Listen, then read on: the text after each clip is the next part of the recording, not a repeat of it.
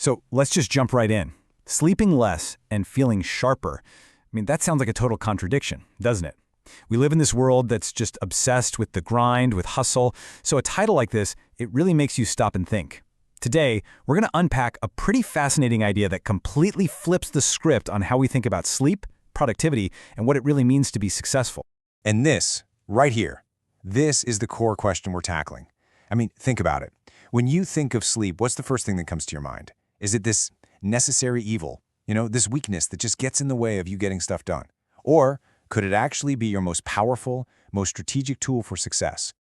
To even begin to answer that, we've got to talk about the dominant belief system that so many of us are stuck in. Let's just call it what it is: hustle culture's sleep myth. Oh, you know the drill. You hear it everywhere. Rise and grind. I'll sleep when I'm dead. The message is constantly blasted at us. To get ahead, you have to sacrifice sleep, right? Running on fumes is worn like this weird badge of honor, like it's a sign that you're truly dedicated. But what if that whole idea is just fundamentally wrong? Look at this. It's like two totally different universes. On one side, you have that familiar hustle culture view. Sleep is just wasted time, unproductive. But on the other side, you see this radical alternative, the mental repair view. This reframes sleep as a powerful, active discipline, a strategic tool you can literally use for peak performance. And trust me, that little shift in perspective, well, it's everything. So it's pretty clear we need to ditch that old idea that sleep is the enemy. So let's do that. Let's fully embrace this new mindset and really dig into what it means to treat sleep as a form of mental repair. Now, mental repair isn't just some new buzzword for taking a nap. It's all about intentionality. It's a disciplined practice. See, the goal isn't just to stop feeling tired. It's to actively use that time for deep cognitive recovery. That's when your brain is hard at work, consolidating memories, clearing out all the junk, and actually preparing you for the next day. Think of it like this. It's an upgrade, not just a recharge. And this quote, just hits the nail on the head. This is the whole idea in a nutshell. The focus shifts completely once you stop obsessing over the number of hours you're in bed and start prioritizing the quality of your repair. Seriously, 6 hours of high-quality, deep repair can be way more powerful for your creativity and problem-solving than 8 or 9 hours of just tossing and turning.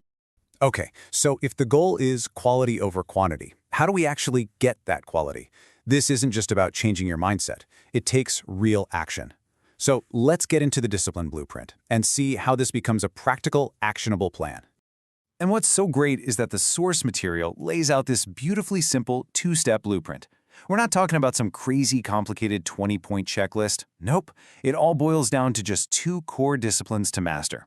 First, cool down your cave, and second, tech discipline. Okay, let's break down that first one. Why cool down your cave? Well, this taps directly into your biology. A drop in your core body temperature is one of nature's most powerful sleep triggers.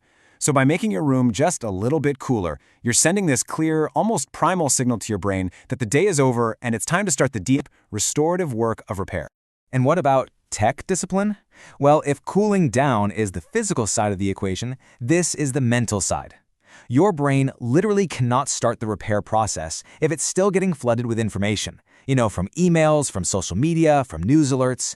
You have to create a hard stop. By putting your devices away well before bed, you're mentally detaching.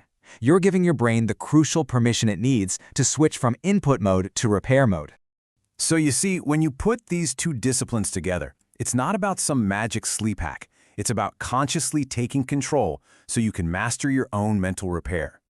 All right, let's boil this all down. What are the big takeaways here?